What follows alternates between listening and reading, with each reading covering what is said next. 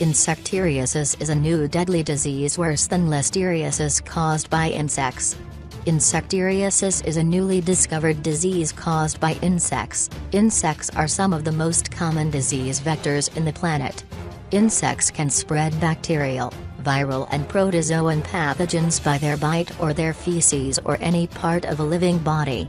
Many insects are responsible for disease transmission from one host to another, and perhaps the most known vector is the likes of mosquitoes.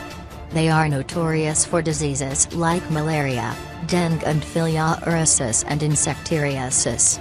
If ever you suspect harmful insects in your house, call your local pest terminator immediately, like termite control.